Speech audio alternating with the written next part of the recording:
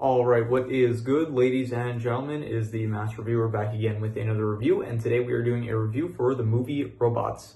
This is once again in preparation for another reviewer recommendation that I'm going to hopefully be getting to in the next couple of days. And yeah, this is a rewatch for me, and before we do begin, I do want to give a big thank you because once again we hit a new sub record. We are at 43 subscribers, so once again I want to thank any new subscribers that are watching the channel, anyone in general that's watching the content. I really appreciate.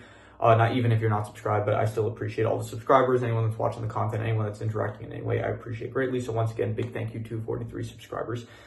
Anyway, a bit of background. This is another, similar to Horton Hears a Who that I mentioned. This is another movie that my family would watch a lot when we used to have a car that could play DVDs and movies and stuff. So I guess my family really liked Blue Sky Films, apparently. So, but anyway, with all that background out of the way, let us just get into it, starting off with the plot. So the plot of the film is that basically you have this, you have the protagonist, Rodney Copperbottom, who he has big dreams. He wants to go to Robot City, and he wants to be an inventor and help the world become a better place. And so his family is they're not like extremely poor, but they are definitely, like in a lower socioeconomic level compared to, I guess some of the people, like it very much, this film portrays themes about how lower economic classes are not treated as well as like how corporations and stuff, they don't really care about lower economic classes and stuff, and how they struggle to survive, basically, especially in this film when a lot of the robots, they require parts in order to survive, basically. Like robots, they need to get parts replaced and stuff, which is basically like in their world, it's getting like different organs and stuff that you need to live, I imagine. So maybe a bit less extreme, but in a way, like you do need to get like, they need parts and stuff in order to keep on living. So the fact that corporations, there's like corporations in this world, specifically Big Weld Industries, which at this point, Big Weld no longer works there. And Ratchet is the one that is running the company, and he's very much profit driven rather than actually like, he does not have a drive to help people like Big Weld had. And so a lot of the focus on the film is how like, the lower socioeconomic robots, they are treated worse. And the plot of the film is basically Rodney, he ends up going to Robot City in order to, he wants to try to meet Big Weld, show him his invention ideas and make the world a better place. But then he realizes the realities of like how things are actually going now, and how they're no longer, like Big Weld Industries, they're no longer focusing on actually helping people, and they're more profit driven. Those are their incentives basically nowadays. So the film is basically, he ends up fixing up a bunch of robots, and his goal is he's trying to find Big Weld in order to help him, because everyone basically knows about Big Weld. He's like the most famous robot in the world. And so Rodney's logic is like, okay, if we go find Big Weld, then he'll be able to help us. He'll be able to, he could be like the leader of he could be like the representation of the lower to middle class, I guess, of the robot world. And then he'll be able to help us get like the parts that we need and stuff. So, but then after eventually Rodney does end up meeting Big Weld, he realizes that Big Weld has also given up, which is a sentiment that some other, like there was the character Crank, where he also like voiced to Rodney the sentiment of like, hey, listen, just don't bother trying, okay? If you don't try, you're not going to fail. And that is and it's something that a lot of characters think, like that is a lot of the characters' mindsets in this film, that it's like there's nothing to do about it, so just like don't bother. But Rodney thinks differently. He thinks that no, we can, if we try it, we can make the world a better place, and we need to like resist and stand up to these like this corporation that's like preventing us from getting like the care that we need. So and so Rodney ends up becoming the one that is after he fails to convince Big Weld to join him, he plans to go buy a ticket back to his hometown, but then he speaks with his parents on the phone, and then they kind of convince him to not give up on his dreams and stuff. And so he doesn't, and then Big Weld also returns because he was convinced by Rodney's words. And so now the rest of the film becomes, you have Rodney as well as the rest of the people that he met throughout the film in Robot City, like the scavengers and stuff. They are all working together now to get Big Weld back to his company, fire Ratchet, and then stop Madame Gasket, who is Ratchet's mother, and throughout the film, they're like making these machines that can get rid of all the outmodes, which outmodes are basically robots that no longer have parts being developed for them. And their goal is basically they want to just make a lot of money by selling upgrades. And so they want to get rid of all the outmodes because it also disgusts them and stuff. So And so then there's this final battle, which there is like there's like this whole Endgame style portal scene 14 years before Avengers Endgame even came out. And then there's a huge fight, a lot of the a lot of the scavengers, as well as like some of the poor robots versus the Madame Gasket, Ratchet, and the rest of their robots and stuff, and their giant sweepers, their machines that collect spare parts and destroy them. And then, the fight happens, good guys end up winning, and then there's a great final scene where it's like Rodney comes back to his hometown, he shows his parents like how far he's come and basically like what he's been able to achieve. His parents say like, oh, they've always been proud of him and stuff, and then they meet Big Weld as well, and then there's a big nice dance scene that wraps it all up in a nice little bow. So so I would give the plot of the film, I would say that this is I would give the plot like I'm thinking between like a 7.5 to an 8. I thought it was between very good and great. I do think like some of the I'm gonna be generous, I'm gonna give it an 8 out of 10. It is a bit like simplistic, it's not the deepest thing ever, but it is definitely has nice themes about like corporate greed and stuff, and how like companies they will disregard their actual customer interests in order for the benefit of like just their profit insensitive, their profit. They are going to do what makes them the most profit rather than what would actually provide users the best experience. So they're willing to cut corners, they're willing to not provide certain things if it's not making them any money. So I think that's a good message, and this movie did age fairly well, because you see like nowadays in the film it's like they have all the upgrades and stuff, and it's like very shiny and silver and stuff, but there's no real personality to it. Whereas compared to a lot of the other robots, you have Piper, Rodney, Fender, Crank, the other scavengers, I forgot their names. I don't know if they're all listed here, but you have some of the other robots. They all have like these nice different colors, and they're all very unique and stuff. And so it is kind of like, it did remind me of how like nowadays a lot of corporations and stuff, they have like they have logo change. I know I'm not really one that cares about that kind of stuff. People like make a big deal of like, oh, they changed this logo of like the company, like they made it more simplistic and stuff.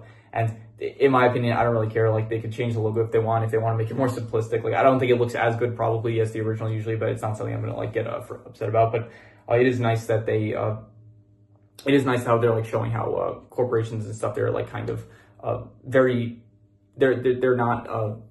they're not driven by like providing customers the best experience, and it's more so like to make the most money. I think that is a good thing to I guess portray, I suppose. Like it's very much in line with reality. I don't know what I'm saying about this really, but overall, anyway, back to the plot, I would say it was a great plot, so I would give it an 8 out of 10.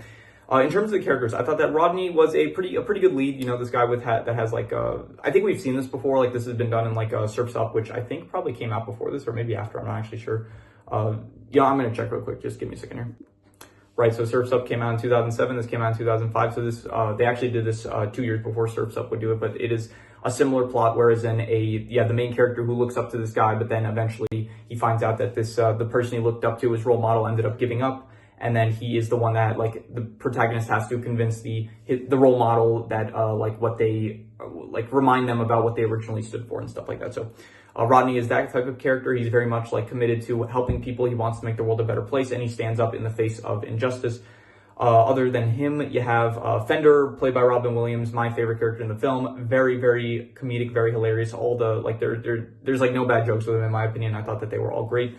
Definitely the most fun character to watch, the most fun character. Just every scene with him was wonderful, I'd say, with Fender. So it's interesting. It's like he starts out as like just this guy that Rodney keeps on running into at the not train station, but I guess the transport station to get to Robot City. And then eventually Fender even tries to mug him like for his spare parts. But then through that, like Rodney being as empathetic and wanting to help others as he is, he ends up helping Fender. And then through that, they like actually have this like friendship that they create between each other. So that is nice.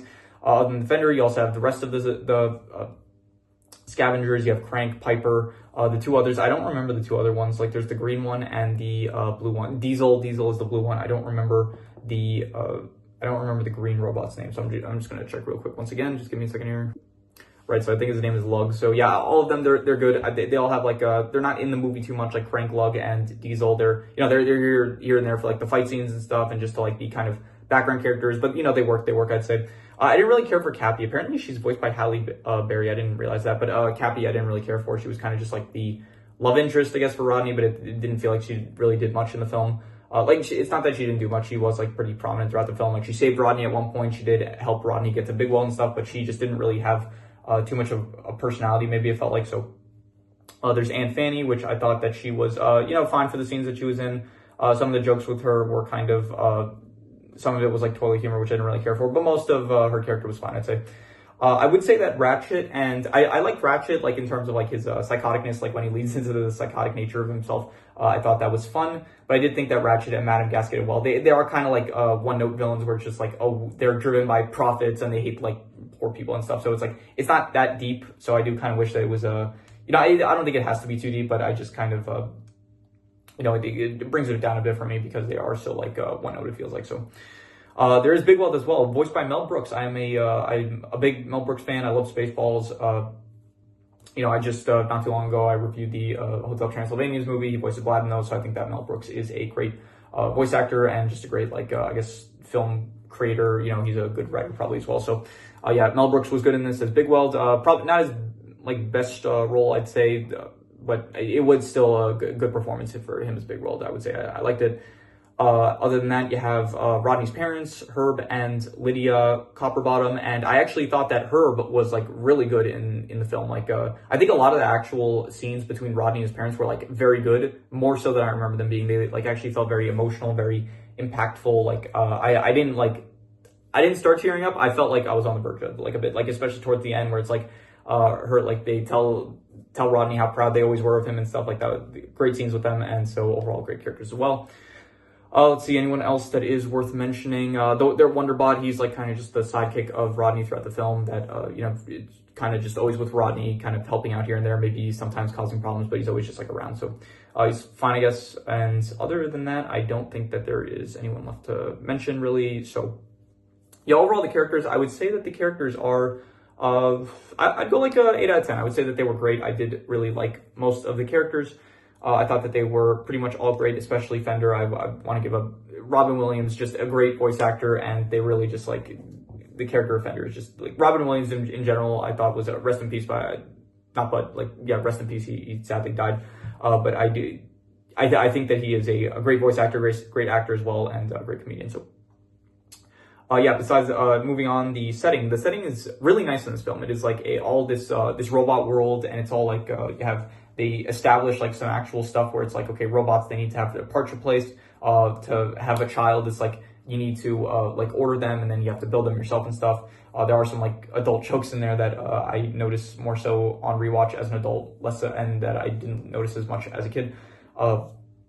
But overall, I did think that the world is pretty good. There are probably some stuff I could say where it's like nitpicky, where it's like, oh, I don't understand how this would make sense. Like the whole transportation system of how Rodney and Fender ended up getting to Robot City. That whole elaborate like thing where it's like they're in the that cage, the caged ball thing, and then it's like launching places, but then it's like going to all these places and stuff, and then somehow they managed to like, I guess all the calculations were right, where it's like they ended up getting exactly where they needed to go. So it feels like that some of that is a bit unrealistic, but I'm not going to be nitpicky about it. So overall, the world, I do very much like the world, and I would say that the setting is, I would give it I would go probably 8 out of 10. I would say it is a great setting. I did really like it, and it worked pretty well for me. So there's like the chop shop area. I thought that was a nice setting for the finale. There was the Bigweld Industries place, which was pretty good as well. There was Bigweld's laboratory with the whole domino scene. I thought that the domino scene was pretty cool.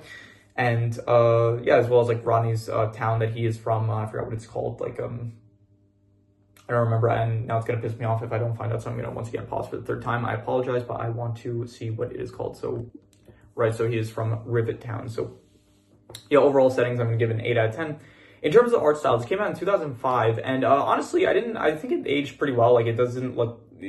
I didn't really notice any like animation issues or anything like that. Like it looks still pretty watchable to this day. I don't think it's like I would say that the art style it works like I would say like I'm looking at it now. I'm looking at like some photos of it. It works. I didn't like think of it. I don't think it's like one of the best art styles ever or anything, but definitely it definitely looks better than like I would say the beginning of the Ice Age movies. I would say, and it is kind of one of the earlier Blue Sky films, so I think like Horton Hears a Who probably looks a bit more cleaner than this, but I still think I would give this probably the art style. I would go with like a 6.5. I would give it. I'd say it is good. I think it works for the film. So yeah.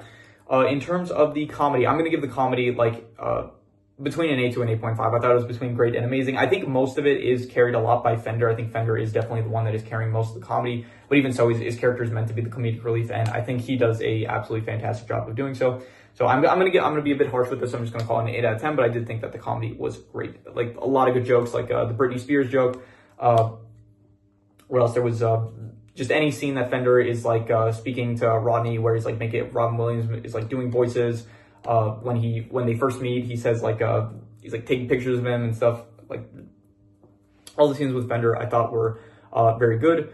There's even some other scenes with like some other characters like Ratchet, when he's saying like the lies I've told, the lives I've ruined, and he's like, this isn't helping me at all, something like that. So I did think that there were a lot of good jokes in this. Like even if there was some stuff that didn't make me laugh out loud, I did think that it was all very comedically entertaining. So I would give the comedy an 8 out of 10. I thought it was great. In terms of the drama, I would say the drama is, it's pretty good, I'd say. I do think that, once again, like usually, I think I'm not really rating drama as much as I feel like in a lot of the recent reviews I've done, I haven't really included the drama category, mainly because the drama, first of all, I've just been doing a lot of rewatches lately, and in terms of rewatches, it's not as dramatic on a rewatch, because I kind of know what's going to happen, so it does take out some of the wind from the sails. So I haven't really been rating drama as much, so I don't really know if I should do it in this case, but I will. I'll call the drama like it feels like a pretty dramatic film. I give it like a 7 out of 10. It's pretty good with like the whole, like pretty much all a large majority of the citizens of like Robot City, not just Robot City, but like a lot of the people, like they're at risk of, I imagine it's kind of like losing, I don't know, like maybe something like healthcare, like because they need to, not healthcare, but like they need to be able to replace body parts and stuff when like they start breaking down and they get older and stuff. So it is pretty dramatic. Like they're basically fighting for like a lot of the robots to be able to continue like living and not dying, I guess. So I'll say like a 7 out of 10. I think being a rewatch does probably bring it down to what it might have been if it was a first time watch for me. But yeah, I'll say a 7 out of 10. Pretty good drama. In terms of the worst thing, I would say the worst thing is I'm not really sure. Maybe just I did mention that like Ratchet and Madame Gasket, like they are kind of one-note villains, where it's like their motivations are not that deep.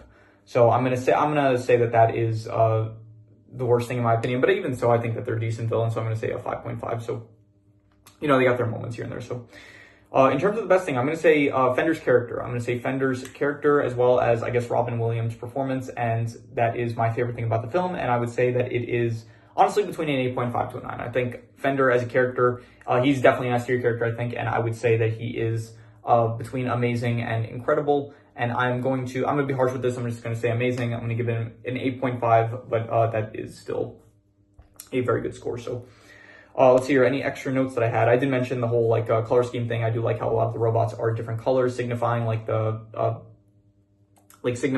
contrast with like the soulless upgrades that Ratchet and Madame Gasket are trying to pull out. So I did push out, yeah. So I do like that. I like that little detail there.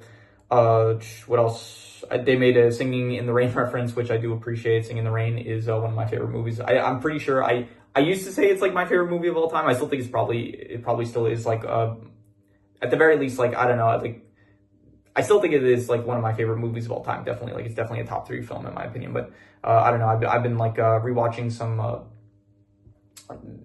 like when I started university, I did like that whole binge. I think I mentioned in a video where it's like I was just rewatching a bunch of like biopic scenes from movies and stuff. And there are some movies that I'm excited to go back and rewatch. And I think on rewatch maybe I will enjoy more so than Singing in the Rain. But I still think, yeah, Singing in the Rain, definitely one of my favorite movies of all time. So I did enjoy the reference that they made in this.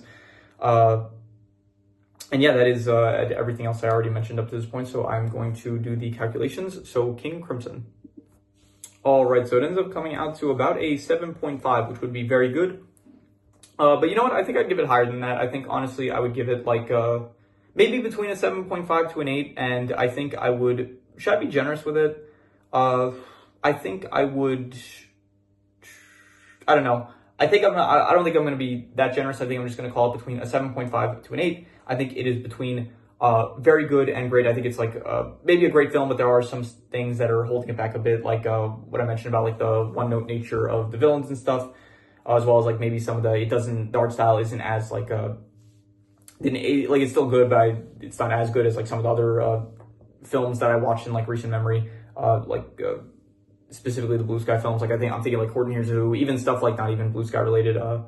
Actually, no, Rio is Blue Sky. I keep for some reason thinking that Rio is not Blue Sky, but Rio is also Blue Sky. So like thinking of that, I'm thinking of like these films I enjoyed the art style a bit more. So just in contrast, it is kind of like lowering my opinion slightly of this film. But still, overall, I do think that this is between a very good and great film. So yeah, I'm going to just call it that. I'll say between a 7.5 to an 8. If I let my thoughts marinate a bit longer, then I will maybe be able to give a more definitive answer. But for now, we're just going to call it between a 7.5 to an 8, between very good and great.